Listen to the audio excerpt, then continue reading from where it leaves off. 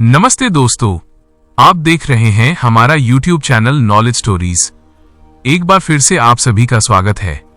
वीर का रक्तपथ के पिछले एपिसोड में हमने देखा कि कैसे वीर ने हिमालय की दुर्गम गुफाओं में अपनी मायावी परीक्षा पार की और शून्य त्रिशूल को प्राप्त किया।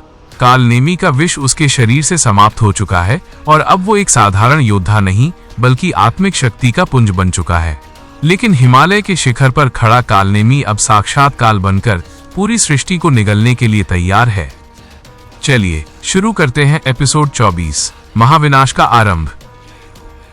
हिमालय की चोटियों पर हवा की चीखें किसी डरावनी रागनी जैसी लग रही थीं।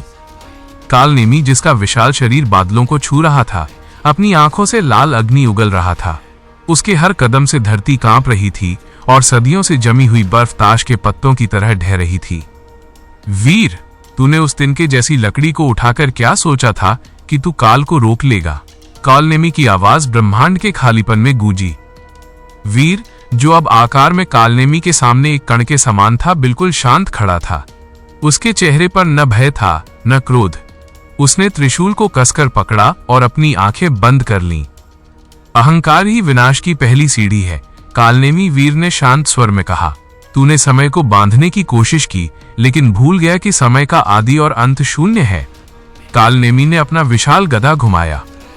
वह गदा काली ऊर्जा से बनी थी, जो किसी भी पदार्थ को पल भर में राख कर सकती थी।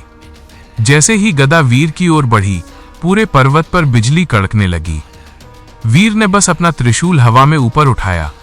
अचानक त्रिशूल से एक सफेद शीतल रोशनी की ढाल निकली। जब काली गदा उस रोशनी से टकराई तो कोई धमाका नहीं हुआ। इसके बजाय वो काली ऊर्जा उस सफेद रोशनी में समाहित होने लगी, जैसे समुद्र में एक बूंद समा जाती है। कालनेमी की आंखें आश्चर्य से फैल गईं। ये क्या जादू है? मेरी विनाशक शक्ति कहाँ गई? समय दृष्टा, जो दूर एक चट्टान पर खड़े ये सब देख रहे थे, बुदबुदाए। ये जादू नहीं है कालनेमी, यह शून्य का प्रभाव है। जहां कुछ नहीं होता वहां सब कुछ समा जाता है। जब कालनेमी ने देखा कि वो सीधे प्रहार से वीर को नहीं मार सकता, तो उसने अपनी माया का सहारा लिया। उसने आसमान की ओर हाथ फैलाया और शून्य द्वार से हजारों की संख्या में नरक पिशाच और छाया दानवों को आह्वान किया। आकाश से जलती हुई उल्काओं की तरह दानव गिरने लगे। वीर अब अकेला था और उसके सामने एक पूरी सेना थी। दानवों की वो फौज चीखती चिल्लाती वीर की ओर बढ़ी। वीर ने अपने त्रिशूल को जमीन पर पटका। जमीन से एक सुनहरी तरंग निकली, जिसने पहले घेरे के सैकड़ों दानवों को धूल में मिला दिया, लेकिन उनकी संख्या अनंत थी। वीर ने अपनी तलवार अग्निदंश को भी बाहर निकाला। अब उसके एक हाथ में पूर्वजों का त्रिशूल था और दूसरे में अग्निकुल की तलवार। वह एक बवंडर की तरह उन दानवों के बीच कूद पड़ा। हर वार के साथ एक छाया योद्धा का अस्तित्व मिट रहा था। वीर की गति इतनी तीव्र थी कि केवल उसकी तलवार की चमक दिखाई दे रही थी। अपनी सेना को गिरते देख कालनेमी ने अपनी पूरी शक्ति बटोरी। उसने अपनी छाती पर हाथ मारा और एक काला धुआं उगला, जिसने सूरज की बची कुची रोशनी को भी ढक लिया। अगर मैं तुझे नहीं मार सकता तो मैं इस संसार को ही शून्य लोक में खींच लूंगा। उसने शून्य द्वार के गुरुत्वाकर्षण को इतना बढ़ा दिया कि हिमालय के पत्थर, पेड़ और यहां तक कि बादल भी उस काले छेद की ओर खींचने लगे। वीर ने महसूस किया कि उसके पैर जमीन छोड़ रहे हैं। समय दृष्टा भी उस खिंचाव से बच नहीं पा रहे थे।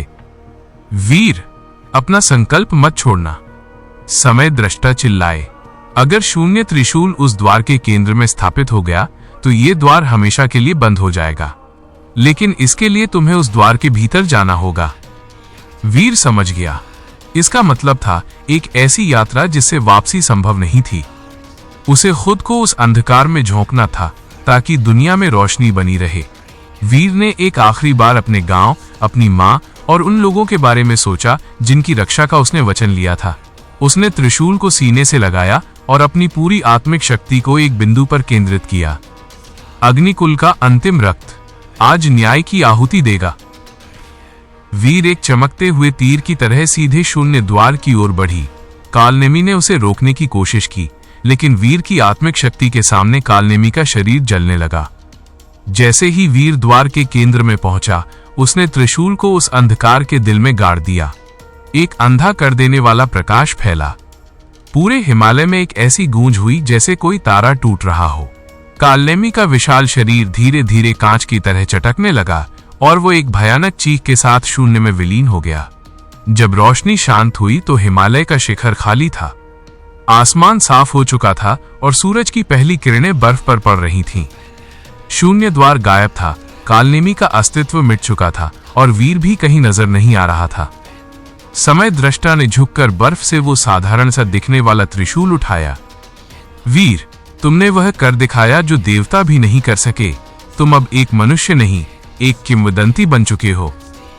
अगले एपिसोड में क्या वीर सच में खत्म हो गया या वो शून्य लोक के किसी अनजाने कोने में जीवित है? न्याय की ज्योति का अगला उत्तराधिकारी कौन होगा? क्या कालनेमी का कोई अंश अभी भी बाकी है? दोस्तों, वीर का रक्तपथ का ये सफर आपको कैसा लगा? क्या आप चाहते हैं कि वीर वापस आए? कमेंट में अपनी राय जरूर दें। हमारे YouTube चैनल नॉलेज स्टोरीज को सब्सक्राइब करें, वीडियो को लाइक करें और अपने दोस्तों के साथ शेयर करें ताकि हम आपके लिए ऐसी ही रोमांचक कहानियां लाते रहें। धन्यवाद।